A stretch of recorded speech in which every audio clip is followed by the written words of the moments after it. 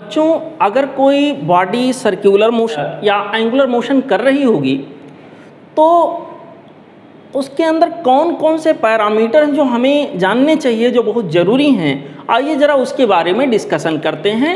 Heading है parameters of angular motion. Angular motion में कौन कौन से पैरामीटर यूज होते हैं जो हमारे काम के हमारे लिए ज़रूरी हैं, उनको देखते हैं। बच्चों, पहला पैरामीटर हमारे पास है लीनियर डिस्प्लेसमेंट। मान लीजिए कोई बॉडी इस तरह से circular motion anti clockwise direction में कर रहा हो। अब यहाँ पर अगर कोई बॉडी बच्चों circular motion anti clockwise direction में कुछ यूँ कर रहा होगा, बॉडी सपोज करिए अपना मोशन यहाँ पॉइंट ए से शुरू कर रहा है और कुछ समय बाद after some time at time T equal to T यहाँ पर बॉडी दूसरे पोजीशन में जाके पहुँच गया। मान लीजिए मोशन यूसीएम हो तो v1 की वैल्यू मैग्नीट्यूड अगर v है तो v2 का मैग्नीट्यूड भी क्या होगा, v।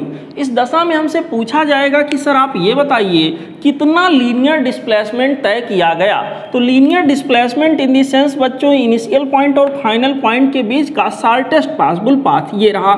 यहाँ लीनियर डिस्प्लेसमेंट हमारे पास हो गया स्मॉल आर। तो स्मॉल आर का मैग्नीट्यूड बच्चों वेक्टर रूल से जब कैलकुलेट करके हम लोग निकालते हैं तो रिजल्ट मिलता है 2r sine theta by 2। 2 capital R is the radius, sine theta by 2, जहाँ थीटा हमारे पास एंगल है जो यहाँ सबटेंड हुआ है दो पोजीशन के बीच से। अच्छा बच्चों, अगला हमारे पास जो सवाल आएगा वो होगा एंगुलर डिस्प्लेसमेंट, जिसको वेक्टर थीटा से डिनोट किया जाता है।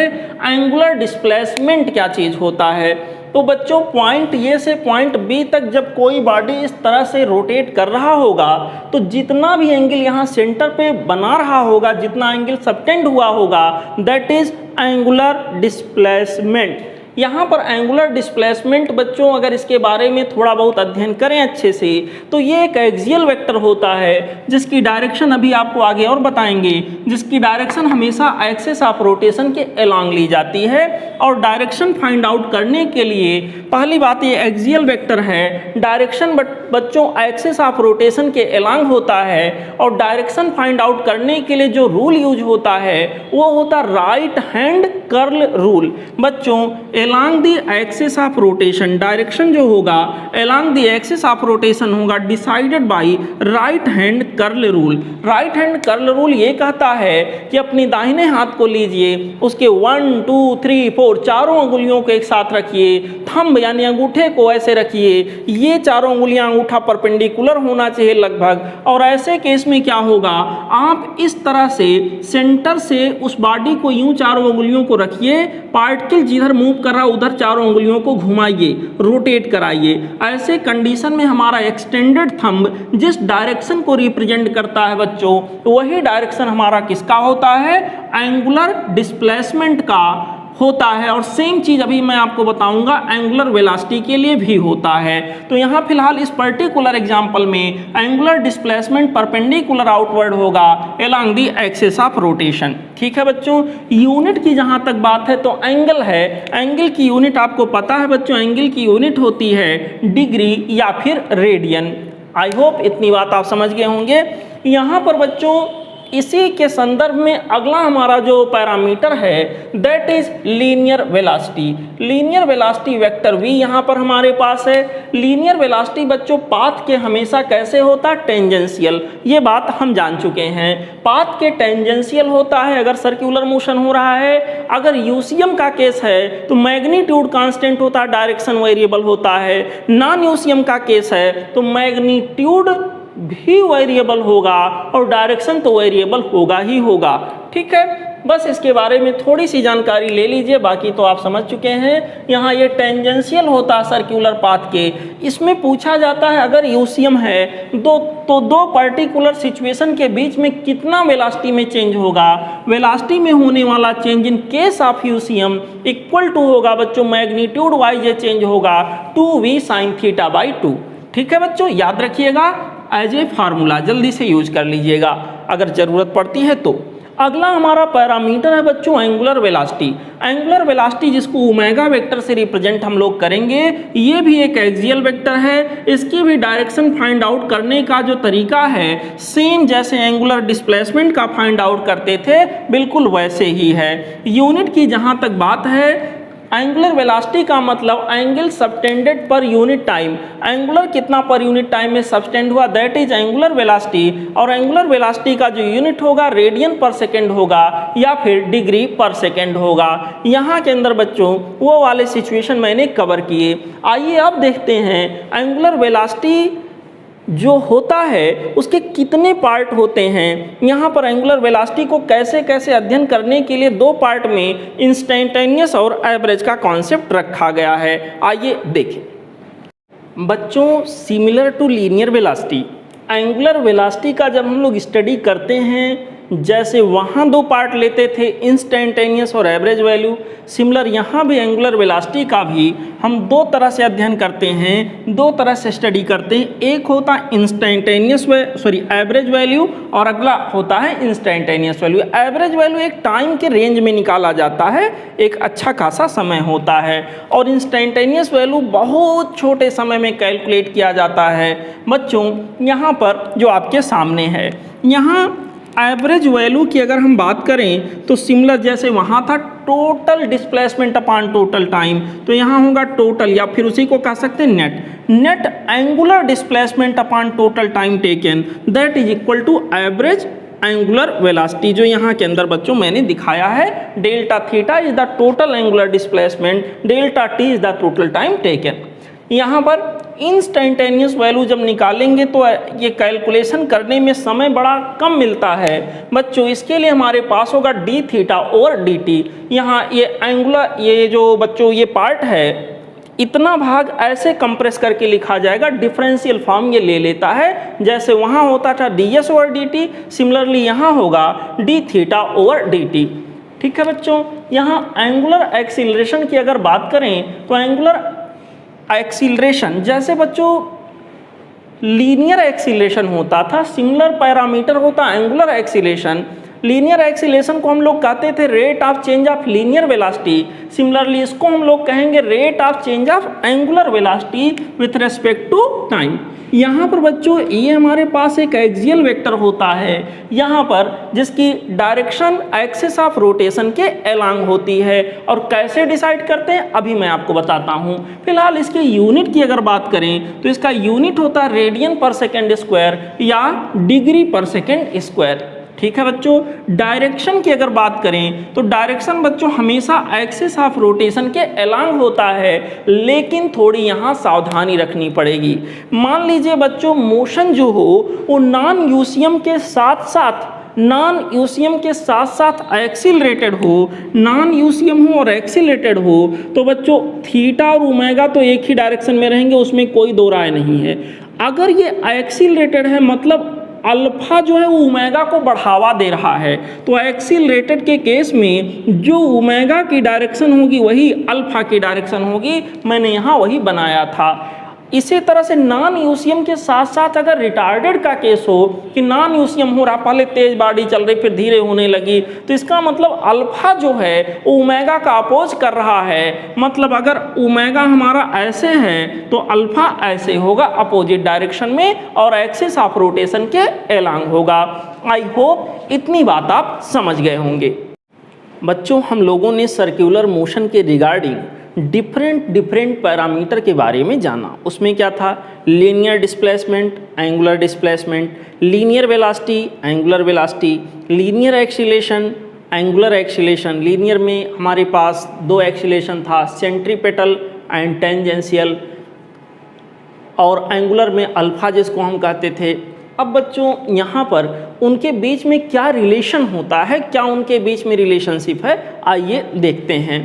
सपोज करिए बच्चों कोई बॉडी यहाँ पर सर्कुलर मोशन कर रहा है और बॉडी कभी यहाँ था और कुछ देर बाद बहुत थोड़ा सा डिस्टेंस इसको मूव करा के देखते हैं ds।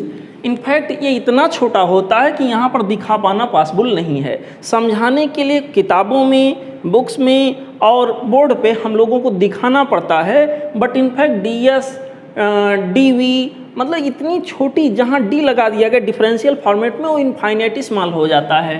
तो कहने का मतलब ऑलमोस्ट ये पूरा एक पॉइंट की तरह से है, छोटा सा डिस्टेंस यहाँ ds लिया गया और यहाँ पर जो वेलोसिटी रही होगी बच्चों ऑलमोस्ट डायरेक्शन भी नहीं चेंज हुआ होगा, क्योंकि ये डिस्टेंस या डिस्प्लेसमेंट बहुत छोटा है, वेलोसिटी हमारे पास v है। अब यहाँ पर ये रेडियस वेक्टर हुआ, यहाँ से यहाँ मूव करके गया, कोई खास परिवर्तन नहीं हुआ। और बच्चों अब डिफरेंट पैरामीटर्स के बीच में क्या रिलेशन होगा आइए देखते हैं। लीनियर डिस्प्लेसमेंट यहाँ छोटा सा हुआ है, ये छोटा सा इतना पार्ट दिस वन, ये छोटा सा लीनियर डिस्प्लेसमेंट यहाँ पर हुआ है बच्चों। मैं कलर बदल दूँ, लीनियर डिस्प्लेसमेंट ये जितना पार्ट मैंने मिटा दिया, ये पार्ट लीनियर डिस्प्लेसमेंट का ds इक्वल टू होता r cross d theta, r cross d theta is the small angle which is here. यहाँ के अंदर बच्चों ds लीनियर डिस्प्लेसमेंट जो कि यहाँ पर सर्कुलर मोशन करते हुए पार्टिकल के लिए, r यहाँ पर हमारे पास है बच्चों रेडियस वेक्टर या पोजीशन वेक्टर की तरह से ट्रीट कर सकते हैं इसको, d थीटा एंगुलर डिस्प्लेसमेंट। अब अगर हम सर्कुलर मोशन की बात करें तो सर्कुलर मोशन के लिए बच्चों क्या होता है r और d theta is the axial vector, इन दोनों के बीच में एंगल 90 होगा और 90 होने की वजह से बच्चों यहाँ पर इन दोनों का डॉट प्रोडक्ट आ जाएगा r into D theta into sine 91 हो गया।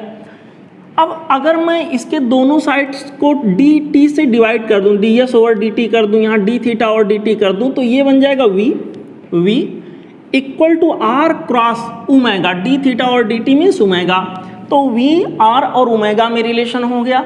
यहाँ के अंदर इसको अगर खोलूँ सर्कुलर मोशन की पर्टिकुलरली बात करूँ तो ये रेडियस वेक्टर या पोजीशन वेक्टर कह सकते हैं, ओमेगा एक्सियल वेक्टर है जो हमारे बोर्ड के प्लेन के परपेंडिकुलर होगा, इन दोनों के बीच एंगल 90 डिग्री, तो हमारा रिलेशन बना v equal to r omega.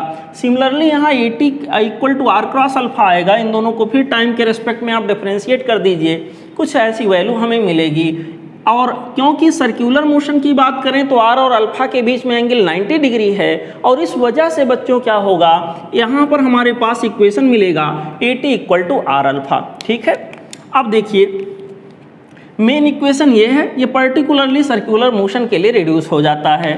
अब बच्चों दो वेक्टर का क्रॉस प्रोडक्ट लेने पर अगर हमें तीसरा वेक्टर मिलता है, दो वेक्टर जैसे r और d थीटा का क्रॉस प्रोडक्ट लेने पर ds मिला, तो ds जो होगा वो बच्चों r के भी परपेंडिकुलर होगा और d थीटा के भी परपेंडिकुलर होगा, ये क्रॉस प्रोडक्ट का रूल होता है। इसका मतलब ds और r के बीच में अगर एंगल देखा जाए 90 डिग्री होगा, यानी ds डॉट और this should be equal to 0।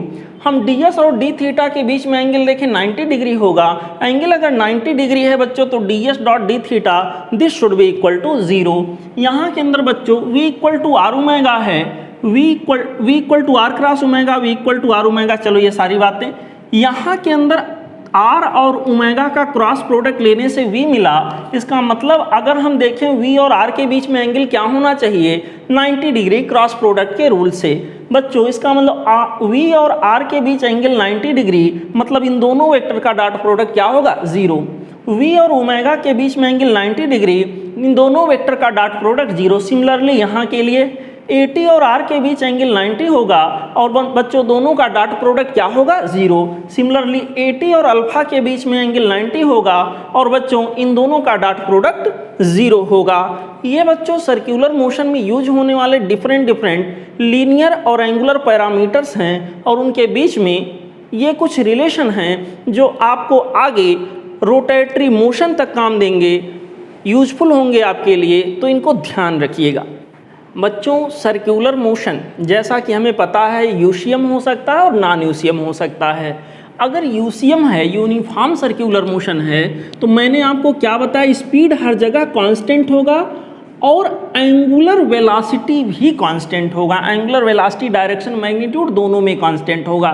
तो बच्चों अगर यूशियम की बात करें तो एंगुलर वेलोसिटी का जहाँ तक सवाल है ये तो पूरी तरह से कांस्टेंट है। एंगुलर वेलोसिटी कांस्टेंट होने का मतलब कि एंगुलर वेलोसिटी को चेंज करने वाला नहीं है, और एंगुलर वेलोसिटी को चेंज करने वाले को हम लोग कहते हैं एंगुलर एक्सीलेशन।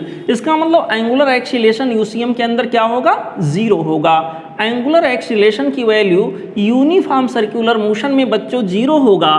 अब यहाँ पर हम बात करेंगे अगर नॉन यूनिफॉर्म सर्कुलर मोशन हो तो बच्चों एंगुलर एक्सीलरेशन नॉन 0 होगा। नॉन जीरो होने का मतलब क्या हुआ, या तो एंगुलर वेलोसिटी के मैग्नीट्यूड को बढ़ा रहा होगा या घटा रहा होगा, या कुछ एक केसेस ऐसे भी मिलते हैं जिसमें एंगुलर वेलोसिटी के केवल डायरेक्शन को चेंज कराए। कहने का मतलब सब मिला जुला कर एंगुलर वेलोसिटी को ये किसी ना किसी प्रकार से चेंज करा रहा होगा, या तो डायरेक्शन में या तो मैग्नीट्यूड में। बच्चों यहाँ अल्फा जो हमारे पास है वो ओमेगा को चेंज करा रहा, मतलब ओमेगा चेंज हो रहा है, मीन्स ओमेगा कांस्टेंट नहीं है। ओमेगा कांस्टेंट नहीं है, अल्फा यहाँ नॉन जीरो है। तो अल्फा नॉन जीरो होने का मतलब ये हुआ, हो सकता है अल्फा नॉन जीरो हो, जैसे मैंने कहा दिया अल्फा यहाँ पर है 2 रेडियन पर सेकेंड स्क्वायर, मैंने ऐसे बोल दिया, इसका मतलब 2 रेडियन पर सेकेंड स्क्वायर हर समय है, यानी कि कांस्टेंट है। यहाँ के अंदर बच्चों अल्फा हमारा कांस्टेंट हो, और दूसरा सिचुएशन बन सकता है अल्फा कांस्टेंट ना हो, अल्फा अभी 2 रेडियन पर सेकेंड स्क्वायर है, थोड़ी देर बाद 4 रेडियन पर सेकेंड स्क्वायर हो गया, थोड़ी देर बाद 10 रेडियन पर सेकेंड स्क्वायर हो गया, थोड़ी देर बाद 1 रेडियन पर सेकेंड स्क्वायर हो गया। बच्चों उस केस में हम कहेंगे अल्फा है तो, बट अल्फा कांस्टेंट नहीं है। बच्चों ये वाला बहुत अच्छा यूजफुल होता है और बड़ा आसान होता है कैलकुलेशन। अगर अल्फा कांस्टेंट है, एंगुलर एक्सीलरेशन कांस्टेंट है, तो सिमिलर 1D जैसा यहाँ आप बच्चों कैलकुलेशन कर सकते हो। हम लोग 1D में लीनियर के केस में लिखते थे v equal to u plus alpha t, और यहाँ हम लोग लिखेंगे omega equal to omega naught plus alpha t. बिल्कुल लीनियर वाले इक्वेशन से टैली करके हम एंगुलर वाला बना देंगे। यहाँ ओमेगा हमारा होगा final angular velocity, omega naught होगा इनिशियल एंगुलर वेलोसिटी, और अल्फा होगा एंगुलर एक्सीलरेशन, टी होगा टाइम। यहाँ theta equal to omega naught t plus half alpha t square, ये आया s equal to u t plus half a t square से compare करके different parameter को angular में बदल दीजिए, आपके पास ये वाला रिलेशन बन जाएगा। यहाँ थीटा हमारा एंगुलर डिस्प्लेसमेंट है, ओमेगा नॉट आपको बता चुका initial angular velocity, t time है, अल्फा यहाँ एंगुलर एक्सीलरेशन है। बच्चों हमारे पास इक्वेशन होता था v square equal to u square plus 2as, ये होता था बच्चों गैलीलियो का थर्ड इक्वेशन। अगर इसी को हम एंगुलर फॉर्मेट में चेंज करें तो बनेगा omega square equal to omega naught square plus 2 alpha into theta. अब कौन से पैरामीटर का क्या नाम है मैं बता चुका, हम लोग वहाँ एक डिराइव किए थे, ऐसे ही जाने थे, n equal to nth second में तय किया गया, nth सेकेंड में ट्रेवल किया गया distance, that was equal to u plus half a 2n-1। Similarly nth second में किसी पार्टिकल के द्वारा तय किया गया angular displacement that will be equal to omega naught plus half times of alpha 2n-1। तो बच्चों ये आप याद रखिएगा, omega equal to omega naught plus alpha t, theta equal to omega naught t plus half alpha t square, v square equal to u square plus 2as, n जैसे यहाँ theta n equal to omega naught plus half alpha 2n-1। जो सावधानी वहाँ हम रखते थे वही सावधानी यहाँ रखना है। ये इक्वेशन यूज करने से पहले हमें ये जानना होगा क्या अल्फा कांस्टेंट है, यदि हाँ तो यूज करिए, यदि नहीं तो यूज नहीं कर सकते। अगर अल्फा कांस्टेंट नहीं होगा बच्चों तो ऐसे सिचुएशन में कोई ना कोई इक्वेशन, कोई ना कोई कंडीशन, कोई ना कोई तर्क, कोई ना कोई लॉजिक आपके क्वेश्चन में दिया रहेगा, और उसी लॉजिक या उसी इक्वेशन का यूज करके आप ऐसे पर्टिकुलर क्वेश्चन को सॉल्व करेंगे।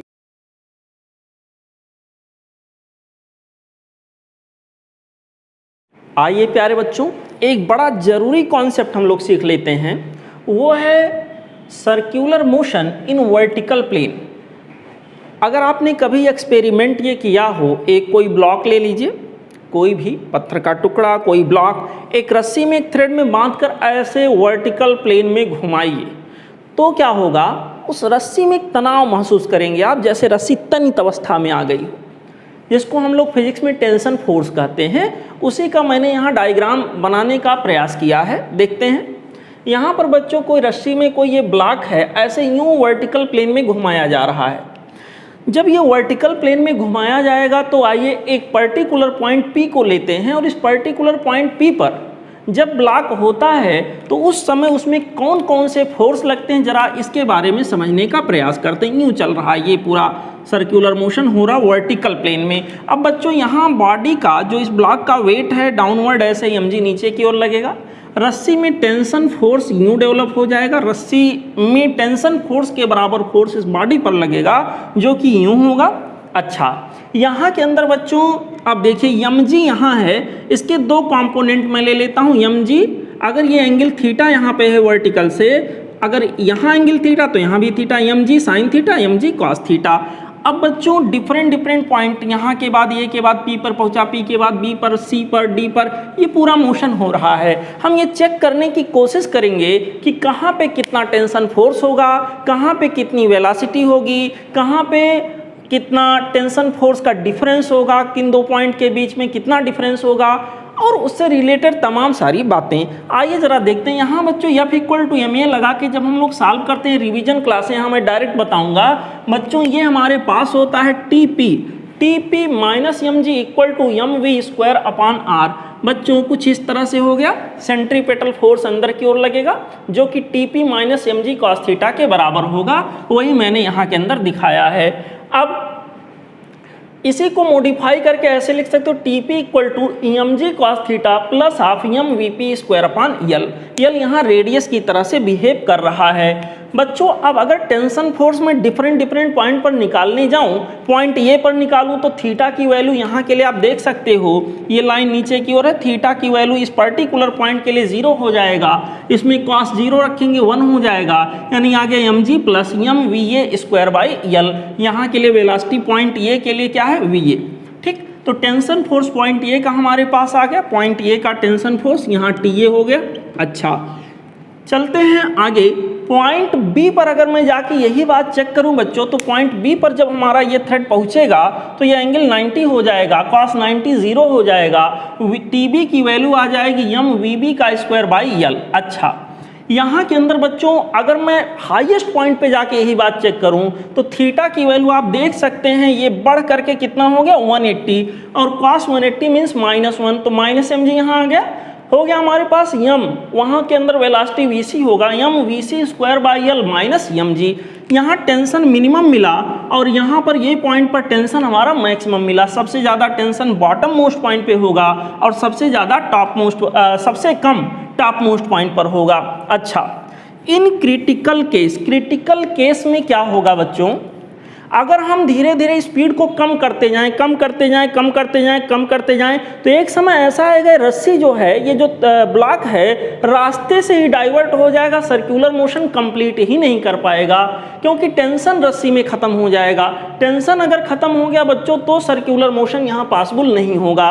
तो यही चीज़ मैं आपको बताने का प्रयास कर रहा हूँ कि एक क्रिटिकल केस बनेगा कि एक पर्टिकुलर वेलोसिटी से कम वेलोसिटी अगर कहीं पर आप दिए तो क्या होगा, ये पूरा जो सिस्टम है थ्रेड प्लस ब्लॉक का, ये पूरा का पूरा सर्कुलर मोशन कंप्लीट नहीं कर पाएगा, और सर्कुलर मोशन कंप्लीट नहीं कर पाएगा तो बच्चों यहाँ ये वाली स्ट्रक्चर आप नहीं बना पाएंगे, रास्ते से ही डाइवर्ट कर जाएगा।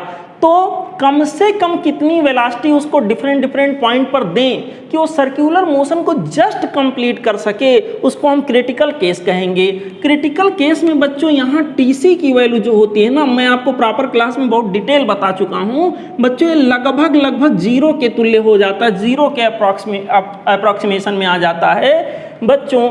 एकदम से 0 तो नहीं, 0 होने के जस्ट कंडीशन में आ जाता है, यानी TC की वैल्यू हम डिराइव करने के लिए क्या ले लेंगे, 0। क्रिटिकल केसेस को कहेंगे। यहाँ पर TC की वैल्यू 0 होगी, TC की वैल्यू इसमें 0 रख के मैं सॉल्व करूँगा तो बच्चों यहाँ हमें कुछ रिजल्ट मिलता है जो बड़ा यूजफुल है, इसको दिमाग में बैठा लीजिए। यहाँ point C is this point, यहाँ पे बच्चों टेंशन फोर्स की वैल्यू 0 अगर रखेंगे तो VC, यहाँ पर वेलोसिटी हमारा मिलेगा बच्चों स्क्वायर रूट में GL। और अगर हम यहाँ कंजर्वेशन ऑफ मैकेनिकल एनर्जी का कॉन्सेप्ट लगाएंगे तो क्रिटिकल केस में बॉटम मोस्ट पॉइंट यानी VA, बॉटम मोस्ट पॉइंट पर वेलोसिटी की वैल्यू आ जाएगी स्क्वायर रूट में 5GL। क्रिटिकल केस में हॉरिजॉन्टल पोजीशन B और D पर जो वेलोसिटी है उसकी वैल्यू हमें मिलेगी स्क्वायर रूट में 3GL। ध्यान रखिएगा, क्रिटिकल केस में बच्चों टेंशन फोर्स जो हमारा होगा 6 mg होगा बॉटम मोस्ट पॉइंट पे, टॉप मोस्ट पॉइंट पे बच्चों हमारे पास होगा, टॉप मोस्ट पॉइंट पे तो 0 होगा, हॉरिजॉन्टल पोजीशंस पे अगर जाएंगे तो कितना कितना होगा 3 mg, दोनों हॉरिजॉन्टल पोजीशन पे 3 mg के बराबर आएगा। अच्छा, क्रिटिकल केस मान लो हो और हम यहाँ वाले टेंशन और यहाँ वाले टेंशन, इन दोनों टेंशन्स के बीच में डिफरेंस निकालें, मैग्नीट्यूड, टेंशन के मैग्नीट्यूड के बीच में डिफरेंस निकालें, तो बच्चों यहाँ 6 mg था, यहाँ 0, यानी कि यहाँ this tension minus this tension, magnitude का डिफरेंस मैं बोल रहा हूँ, this tension minus this tension, this will be equal to 6 mg। This tension minus this tension, यानी ये और सी के बीच का जो डिफरेंस आएगा, आप देख सकते हैं यहाँ मैंने लिखा 6 mg, ये और बी के बीच का जो डिफरेंस आएगा, यहाँ के बीच आप कैलकुलेट करके इसमें चेक करेंगे, ये आएगा बच्चों 3 mg। बी और सी, यहाँ और यहाँ के बीच में जो डिफरेंस आएगा, ये हमारा आएगा 3 mg के बराबर। पॉइंट ए और पॉइंट डी में जो डिफरेंस आएगा वो भी 3 mg के बराबर होगा। ये बच्चों डिफरेंस वाला जो कॉन्सेप्ट लागू है, ये क्रिटिकल केस हो या क्रिटिकल से ऊपर वाला केस हो, आप बॉटम मोस्ट पॉइंट पे इतनी वेलोसिटी दीजिए या इससे ज़्यादा वेलोसिटी दीजिए, सबके लिए ये डिफरेंस वाला कॉन्सेप्ट एप्लीकेबल है। दो बातें बच्चों, ये टेंशन के मैग्नीट्यूड का डिफरेंस है, वेक्टर डिफरेंस नहीं है, पहली बात। दूसरी बात, ये डिफरेंस एप्लीकेबल होगा ना केवल क्रिटिकल केस में, बल्कि क्रिटिकल केस से ऊपर के केस में भी एप्लीकेबल होगा। तो बड़ा आसान सा कॉन्सेप्ट है, इसको दिमाग में बच्चों ध्यान रखिएगा। आई होप इसके अंदर यूज होने वाले मैकेनिज्म को आप समझ गए होंगे। मैं यहाँ मेन पॉइंट को बच्चों हाईलाइट कर रहा हूँ, आप लोग दिमाग में बैठाते चलिए। बच्चों, इसी मोशन से जुड़ा हुआ कुछ और फैक्ट, यहाँ आपसे अगर पूछा जाए टेंजेंशियल एक्सीलरेशन क्या होगा, तो बच्चों किसी एक पर्टिकुलर पॉइंट पे आइए चेक करते हैं। जैसे यहाँ है, यहाँ अगर मैं पूछूं टेंजेंशियल फोर्स क्या है, हाँ सर mg का ये वाला जो कंपोनेंट है, ये टेंजेंशियल फोर्स का काम करेगा, यानी टेंजेंशियल फोर्स पॉइंट P के लिए आ जाएगा mg साइन थीटा। अगर बच्चों टेंजेंशियल फोर्स आया है mg साइन थीटा, तो यहाँ मैं लिख सकता हूँ mass into tangential acceleration equal to mg sine theta. That means m cancel हो जाएगा, 80 की वैल्यू आ जाएगी यहाँ के अंदर g साइन थीटा। ये हो गया बच्चों टेंजेंशियल एक्सीलरेशन, और टेंजेंशियल एक्सीलरेशन की वैल्यू यहाँ के अंदर किसी पर्टिकुलर पॉइंट P पर हमारे पास आ गया g साइन थीटा। अब अगर थीटा की वैल्यू मैं चेंज करता जाऊं तो डिफरेंट लोकेशन पर टेंजेंशियल एक्सीलरेशन क्या होगा। बॉटम मोस्ट पॉइंट पर देखेंगे टेंजेंशियल एक्सीलरेशन आपका 0 आएगा। बच्चों टॉप मोस्ट पॉइंट पर जाके देखेंगे टेंजेंशियल एक्सीलरेशन 0 आएगा। दोनों ही हॉरिजॉन्टल पोजीशन पे टेंजेंशियल एक्सीलरेशन अगर देखने जाएंगे तो बच्चों यहाँ पर हमारे पास ये g के बराबर आ गया और यहाँ पर ये भी हमारा g के बराबर आएगा। डाउनवर्ड दोनों ही जगह होंगे, ठीक है। अब क्रिटिकल केस जो अभी मैंने थोड़ी देर पहले आपको बताया, यहाँ के अंदर बच्चों क्रिटिकल केस में अगर किसी भी पॉइंट पर, यहाँ तो मैंने A B C D 4 point लिए थे, पॉइंट P लिया था, किसी भी पॉइंट पर हमें टेंशन बताना हो तो उसके लिए एक रेडीमेड इक्वेशन जान लीजिए। यहाँ आप यूज करेंगे 3 mg, ब्रैकेट के अंदर होगा 1 प्लस कॉस थीटा। बस थीटा की वैल्यू आप चेंज करेंगे, आपको टेंशन फोर्स मिल जाएगा।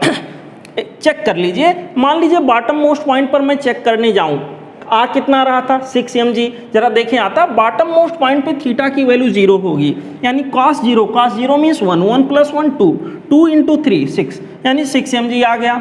बच्चों कहीं पर भी आप चेक करोगे तो इससे रेडीमेड इक्वेशन है, फटाफट आपको रिजल्ट मिल जाएगा।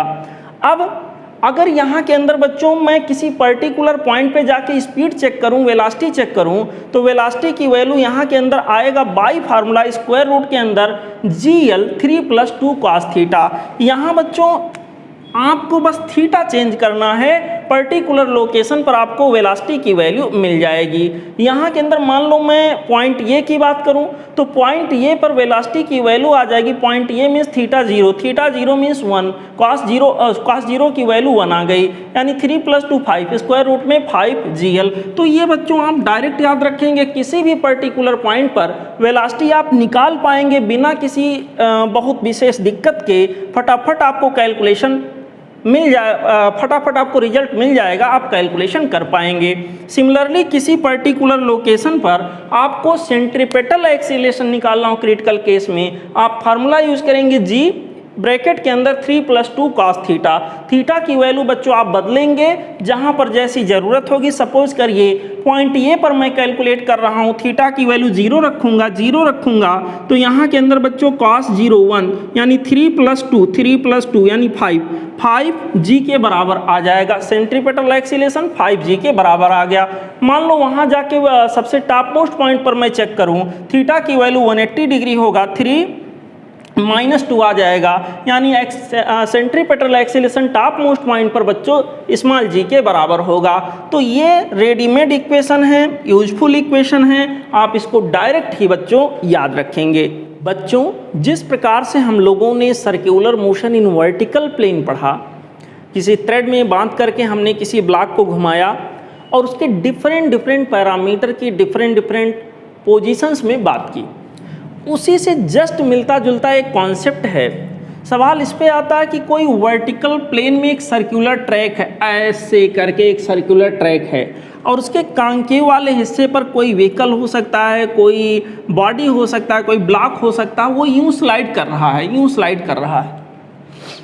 सवाल ये है कि यहाँ पर कहाँ पे कितना टेंशन होगा, इसके लिए क्या क्रिटिकल केस आएगा, यहाँ पर कहाँ पे कितनी वेलोसिटी होगी क्रिटिकल केस में। तो बच्चों यहाँ के लिए भी सिमिलर कंडीशन जैसे वहाँ आप निकाले थे, बस एक रिप्लेसमेंट आपको करना है, टेंशन फोर्स को नॉर्मल फोर्स से रिप्लेस कर देना है। वहाँ रस्सी में टेंशन फोर्स लग रहा था, रस्सी में टेंशन फोर्स और उसी के बराबर फोर्स ब्लॉक पे लग रहा था। यहाँ पर ब्लॉक के ऊपर इस सरफेस के द्वारा नॉर्मल फोर्स लगाया जा रहा है, बस इतना परिवर्तन होगा। वहाँ था TP - mg cos theta = mv²/L, यहाँ होगा NP - mg cos theta. Normal force at point P, ये पॉइंट P मैंने यहाँ कहीं लिया है, normal force at point P - mg cos theta = resultant force which is equal to centripetal force mvp²/r। यहाँ radius को मैंने r लिया है। क्रिटिकल केस में जो सिचुएशन वहाँ थे, बॉटम मोस्ट पॉइंट पे जो मिनिमम पॉसिबल वेलोसिटी थी क्रिटिकल केस में, VA = √5GL, यहाँ √5GR हो गया। VB और VD पर सेम स्पीड का मैग्नीट्यूड आ रहा था √3GR। और बच्चों यहाँ पर जो हमारे पास आ रहा था टॉप मोस्ट पॉइंट पर, वो कुछ था √GR, यहाँ होगा √GR, वहाँ था √GL। ठीक है। अच्छा, जैसे वहाँ हम लोगों ने टेंशन फोर्स बराबर 3mg1 + cos थीटा, किसी भी क्रिटिकल केस में किसी भी पोजीशन पर टेंशन को निकालने के लिए नियम सीखा था, उसी तरह यहाँ नॉर्मल फोर्स को इस इक्वेशन के यूज से निकाला जा सकता है। किसी भी पॉइंट पे वेलोसिटी कितनी है क्रिटिकल केस में, क्रिटिकल केस की ये बात हो रही बच्चों, क्रिटिकल केस में हम यूज़ कर सकते हैं VP, एनी पॉइंट पर P पर वेलोसिटी = के अंदर GR 3 + 2 cos थीटा। किसी भी पर्टिकुलर पॉइंट पे सेंट्रीपेटल एक्सीलरेशन क्या होगा, हम लोग निकाल सकते हैं G 3 + 2 cos थीटा। यहाँ पर बच्चों इस इक्वेशन का यूज़ करके आसानी से इसको कैलकुलेट किया जा सकता है।